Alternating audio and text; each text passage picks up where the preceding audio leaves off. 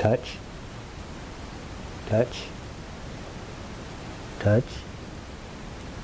This is my daily thing. Welcome to the Voodoo Garden. My name is Ray. I will be your host today. And I am playing the role of Bumblebee today. I've never eaten pollen. This is my first time in my entire life I've ever tasted pollen. I don't know what bumblebees see in it, but their honey sure is delicious.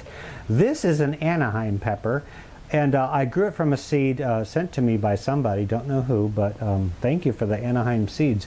I've never grown Anaheim peppers. I've only grown a few different kinds of peppers in my life because I find what I like and I stick with it.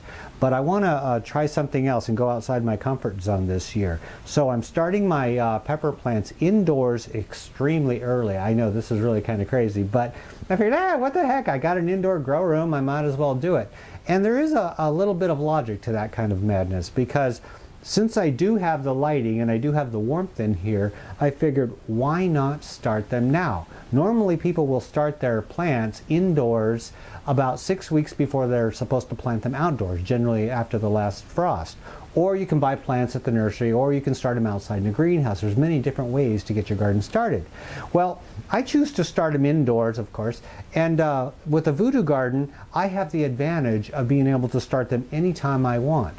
Now what I'm doing now is I'm starting them, I think I started these in October. Yeah, I think it was October.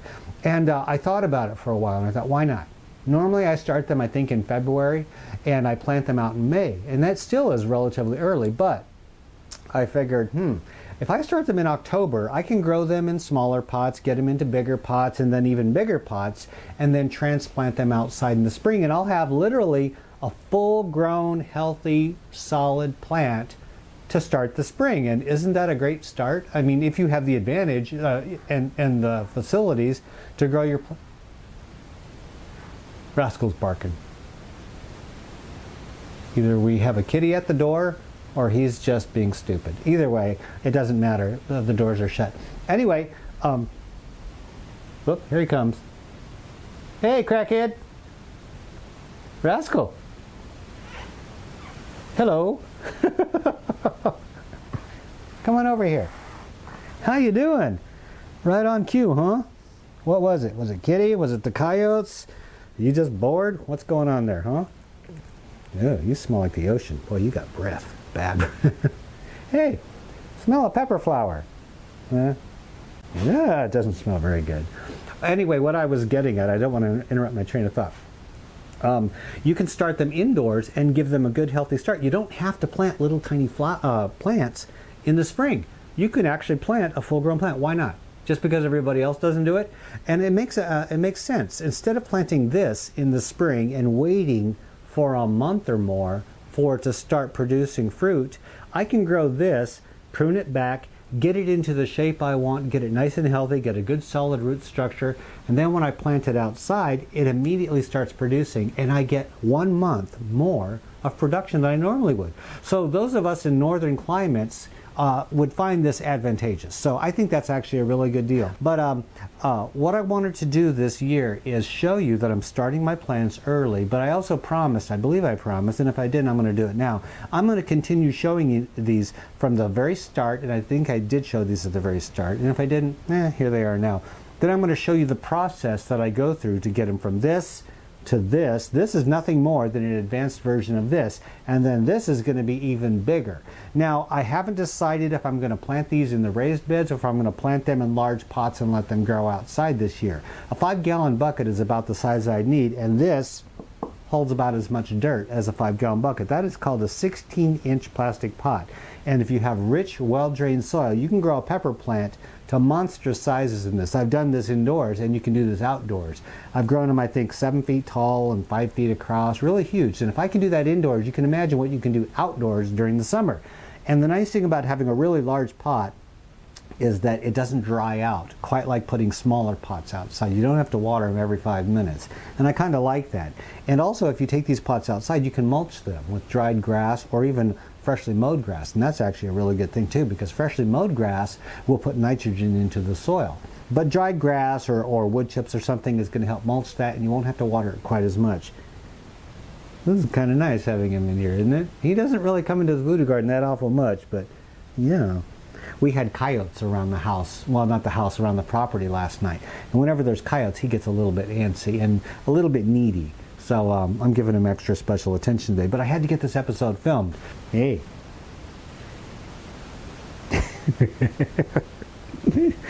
Oh, you make me happy, you little crackhead, you. Anyway, what was I thinking? Oh, I'm going to show you how I take these plants from small to medium to large, and hopefully, if everything works out okay, I can't promise anything because things happen. Sometimes things fail for me. So I'm going to see what I can do about taking these in the middle of winter from small plants to medium plants, and then hopefully by spring, keep my fingers crossed, to large plants so that I can grow them in containers outside in the spring. Because I'd like to grow my peppers in containers just to give it a shot. I've grown tomatoes in containers, but I don't believe I've ever grown peppers in containers outdoors. And there's a lot of gardeners who would probably want to do that because, like I mentioned in a previous episode, we don't all have the luxury of having a yard to put a garden in. Like if you rent a house or rent an apartment, you're not able to dig up that yard. The landlord's not going to let you do it. So your only options are to either have it in a pot or not have it at all. And so I want to do the potted garden. So I want to do tomatoes. I've done those in pots, by the way, so I've already done those. But I want to do peppers in pots because a lot of people do enjoy growing peppers. And by the way, these tips that I'm going to give you will work for a lot of different plants. You can grow lettuce, you can grow onions, you can grow all kinds of things in pots as long as you follow a few basic guidelines. One of the main guidelines I'm going to give you before I get to the demo here is that, yeah, I know I'm moving around and talking, but hey, that's how Papa affords all those good toys you have. Oh, crackhead. But I want to show you how I do this, but I want to explain why I do what I do, because that will help you.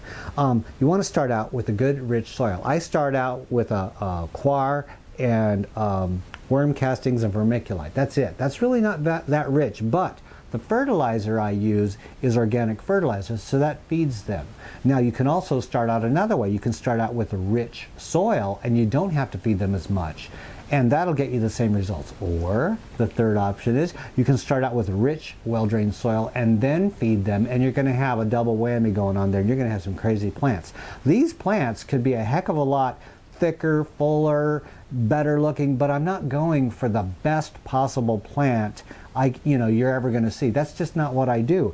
I grow because I enjoy it, but I'm not growing competition. I'm not growing for the best, biggest plants. So you're going to see people with better looking plants than I have, but then again, I'm not in a race with them. I'm just out to have a good time, and people do enjoy joining me and me showing them how I do the things that I do. So with that in mind, let's get to chopping the little heads off of these. And I do that for a reason. I don't want my pepper plant just growing up straight like that because it tends to go like this. And you don't want a straight up and down pepper plant. I don't. I like mine to fork at the bottom and to have a low center of gravity and to be sturdier like this one over here. So I'm going to show you the beginning, and then I'm going to give you a close-up of what happens after you do that, because I want to keep you informed the whole process so that you can follow along. You may not be doing it now, but you may do it later. Okay? Let's get little crackhead off our lap for now, and let's show the fun people how we do things, okay? Okay, that's about as close up as we're ever going to get without sticking our face in the plant. This is called a Ross de Mallorca pepper. These seeds were sent to me by a viewer, and I do appreciate that. By the way, thank you for the seeds. I always appreciate the seeds for the plants that I'm growing, and I don't always remember names, but people who know me, they forgive me for that, because that's just my nature. I forget a lot of things, but the important stuff I never forget. Take a look at this plant. Right at the base, you can see that there's little stems there. Before I turn on the camera, I snipped these off. These are what's called the seed leaves. These are the first leaves that your pepper plant will put out. I snipped those off. Okay, I haven't buried this plant deep or anything. This is planted like maybe, I'd say, a ½ inch below the surface. So this plant hasn't had any special procedures or care or anything. It's just been planted, grown underneath the lights. So my first step is to remove the seed leaves, because I'm going to be adding soil.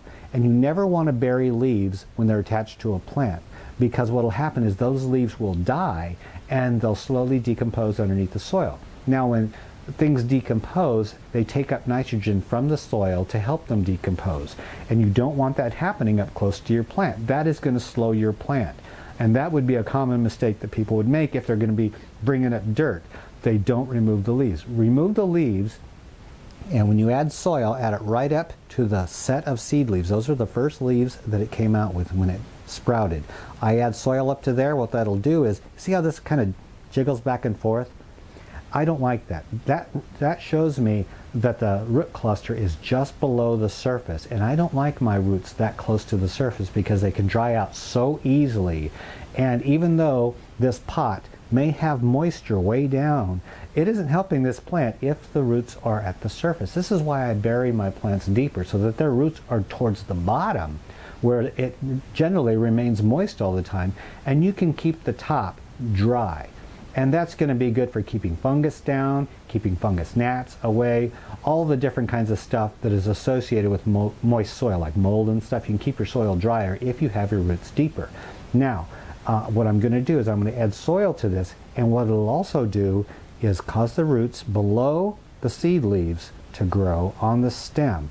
And these don't grow roots all the way along the stem like tomatoes, but they will grow a few more roots. I've seen it happen, and I documented it in an earlier video. So I'm going to put soil right up here to the seed leaves, and that'll help sturdy the plant as well. Let me show you on one that I did just about maybe a week ago. Okay, let's move the camera over. Okay, here is a relative twin, but it's a different kind. This is called a yellow monster pepper. Oh, it's going to have some beauties growing out of it. I can't wait to see this thing go. But I wanted to show you, look at the stem. Compared to the other one, this stem is just a tiny bit. Now this has only been a week, so it's not going to be a huge difference. It's a tiny bit thicker, and see, when I hit this, it doesn't just jiggle a lot. There's some move in here, but it's not as swaying as the other one. This one's a lot sturdier because I brought the soil up over where the seed leaves are. And that's exactly what we want to do. This is going to be a nice healthy plant. And then when I transplant it into a bigger pot, I'm going to take the next set of leaves off and bury it up to that set of leaves. Not that it's going to grow any roots here, but that'll put that stem underneath the soil and help sturdy it some more. And no, the stem will not rot. But that's how I sturdy my plants, and that also takes the roots deeper and allows them to keep the moisture that's way down there instead of on the surface. It's just that simple. Now, let's get to the next step in growing these plants. First, I put the soil up here. Next, what I'm going to do is I'm going to prune these things. Yeah, now this one, I think I'm going to wait until it's just a little bit taller because I want to leave two leaf junctions. Here's a leaf junction right here, and here's another one right here. I want to leave two per plant before, after I prune them off. So let's move to another plant and do that.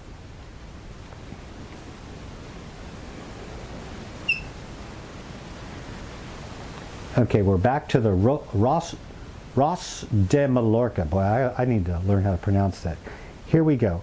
We got one leaf junction right here. We got one there. I'm just going to snip this off. I know, that just looks terrible, doesn't it? And this is something that people really have a hard time doing. I know, it's tough love, folks, but it does end up with a stronger plant in the long run, and that's what we're going for. We're going for the long term with these plants.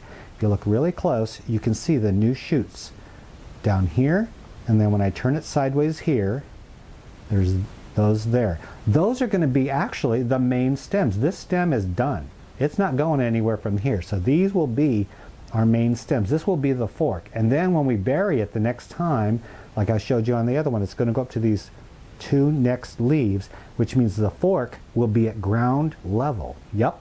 And that will help sturdy up the plant. That's how I work my pepper plants in a nutshell. Now I'm going to move over. Now I still have to put the soil in here. Now I'm not going to show you how I do that. I mean, it's just a matter of throwing soil in the plant, and that's really kind of boring. But I'm going to show you a plant that has been through this process and is now on to the next step. Okay, down we go. This is the 16-inch pot, and this is approximately, I'd say, 5 gallons worth of soil. Yeah, this is the 16-inch pot, and this is the Anaheim pepper that you saw to my left, to your right, at the very beginning of this program. I've done the exact process that I mentioned on the other ones, and if you look here, here's the top of the plant right here where I cut it, and then here's the main stem, but look, here's where it's forking.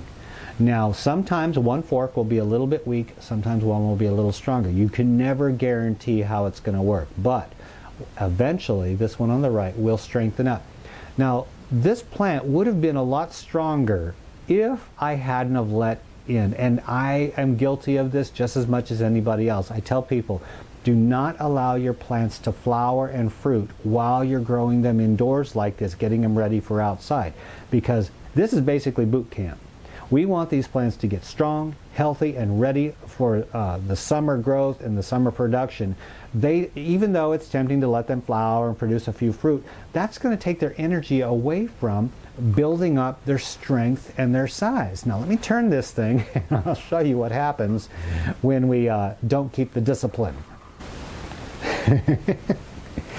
Yeah, I got Anaheims growing on this because it started putting out flowers like mad, and I couldn't stop. Well, I could have stopped it, but I had a weak moment, and I figured, what the heck? I have all winter long. These peppers are going to grow, they're going to ripen, I'm going to eat them, I'm going to have a really good time. I mean, come on, in January I'm going to be frying up some fresh Anaheim peppers from my garden. In the middle of winter, yeah, snow up to my nose, but I'm going to be eating fresh Anaheim peppers just for the heck of it. So no, I don't recommend you do this unless you have plenty of time to do it. Yeah, but see, if I would have foregone these, I probably would have gotten more growth here. But now it's putting all of this energy into here. So this is a bozo no-no. I wanted to show you this. Yes, it's fun, but you're probably not supposed to be doing this. Now I'm going to show you up close the flowers, okay? I showed you those, from a distance. Let me show you the flowers up close.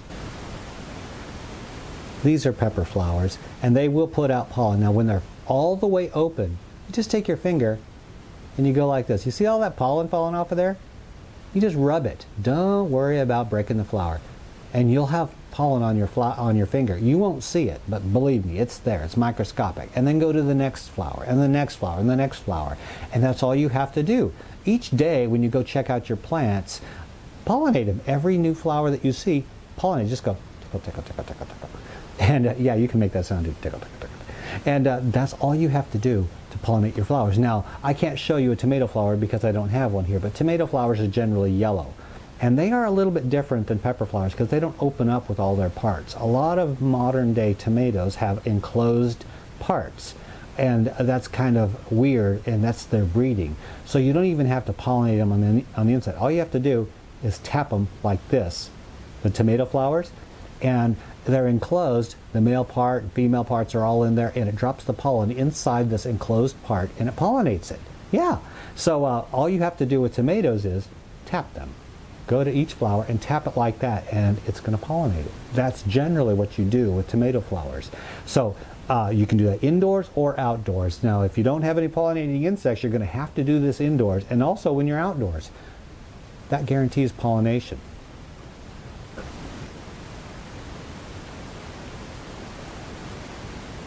You little show off. Camera hog. Hey, we're back where we started. You're asleep and happy, and I need to get up. That's how it always is. The minute he gets comfortable, the phone rings, somebody's at the door, I gotta get up and do something. That's how it works. But this is where he lives, pretty much in my arms, my little garden gnome. Thank you, everybody, for joining me in the Voodoo Garden. I really do appreciate it. As always, if you have a question concerning your indoor gardening, post it in the comment section below. I always check the comments, and I will give you the very best answer I can.